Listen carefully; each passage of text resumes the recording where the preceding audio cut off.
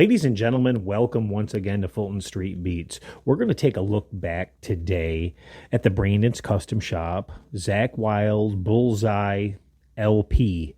I say Zakk Wylde. I'm using that term loosely, but we can all distinguish what the guitar was meant to resemble. If you're not familiar with Brandon's Custom Shop, he is a guitar seller here in the United States, I believe in Wisconsin, that sells, well, single cuts, double cuts, all kinds of cool Stratocaster style guitars, all kinds of things, flying V's, everything with a little bit different twist on them, with different headstocks, a little bit different shape on the horn, things like that, but bringing you, well, what you may like from other manufacturers. In other words, say you like a particular guitar from Gibson and you can't afford that guitar. It's a really good alternative to that guitar without breaking the bank. They're budget friendly so far. Hopefully it stays that way. And for the most part, the two experiences, I can speak from two experiences that I've had with Brandon's Custom Shop, they're pretty decent for the money. Now, on my back wall over here, we have a beautiful pastel blue 56 Brandon's Custom Shop guitar. And that one's, I don't want to say it's a ripoff, but it is very close to a 56 actual Gibson. It's the same color. It's an outstanding guitar. It's got P90s. It's the same headstock. It's got Kluson tuners, full-size pots, excellent wiring. It's shielded, super nice guitar. And that was my first experience with Brandon's Custom Shop.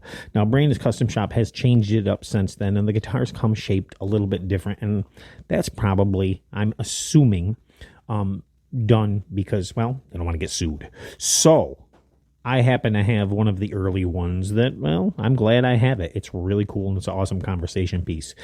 Super awesome. But what if you want a guitar that's similar but not the same? Well, here's one for you right here. This is the Brandon's Custom Shop Les Paul style single cut, they call it, just a single cut.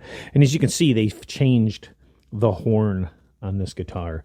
It is a bit different, and the headstock is actually, well, it looks a lot better than a Gibson headstock in my opinion. They did a really nice symmetrical job on this. Now, this is in a cream white. This guitar, I must say, looks great, plays great, got a great action, sounds good. I'm even running the same strings that came on it. And I pulled this off the wall for the first time, well, today, and did a quick play of it. Nothing spectacular, just a quick play with a backing track that's kind of recorded pretty bad, but I'm going to share that with you. And found that the guitar was still in tune, which is kind of cool. Now, this does have Grover tuners on it, and it does have EMGs on it, and this guitar currently is selling, let's see if I'm looking right, at $349.99 in Brandon's Custom Shop. And is it perfect? No, it's not perfect. The playability on mine is quite perfect. That's actually outstanding. Will they vary? Probably. But it's an inexpensive way to get into something that's, well, kind of custom and kind of cool, that's not pretending to be something that it's not. And we can get into that in a little bit. The binding's really nice. It does have some imperfections. When you look, there's a little bit of paint on the side that comes up a little bit too far, but as far as the finish goes, it's got a really nice finish. And like I said, it sounds really good. The fretboard on this is absolutely outstanding. Gold hardware. The EMGs simply scream. This is my second favorite playing guitar under the Harley Benton that just came, the BK Classic, which is an amazing guitar all around. I got lucky on that one. Just a first rate. The finishes, I've never seen a finish on a guitar that in black that is that perfect. It is absolutely perfect, and it came perfectly set up, which was, just doesn't happen, right? A guitar coming perfectly set up never happens, but this one did. I tuned it to drop C 2 steps down, and it was ready to go, and it plays like butter. This one's really close. This is a close second playing-wise. Finish-wise, no, not so much. That's a hard one to top, but finish-wise, if we're going to be honest on this one, it's not perfection, but it looks good. This would look really good on stage. it is a nice guitar and does hold tune. And it even came with decent strings. They feel like a 9-42, but I may be wrong, but that's what they feel like. I haven't gauged them. This particular guitar comes with small dime-sized pots for those of you who need to know, although our ears can't tell the difference. But that's what it comes with. The blue and pastel one in the back, behind me, actually comes with full-size pots. So there is a difference. But as far as sound goes, what are you into? This thing does a lot very well, especially heavier rock and roll, such as, well, what's it look like? And it looks like Zakk Wylde's guitar, right? And it kind of sounds like it too, depending on what effects or whatever you are running. But these EMGs do the trick. So why am I mentioning all this? Well, because we all take risks when we buy guitars and we don't know what we're getting. And I like to share my experiences with you to show you exactly what I'm getting. And if it's a good one, I really like to keep sharing it. And I've had time with this guitar for a while. You know what I mean? So I played it a few times. It's hung a few times. And that's kind of part of the testing process. Hang the guitar up. Go back. See how it plays when you grab it after you're used to playing other things. And does it still impress you?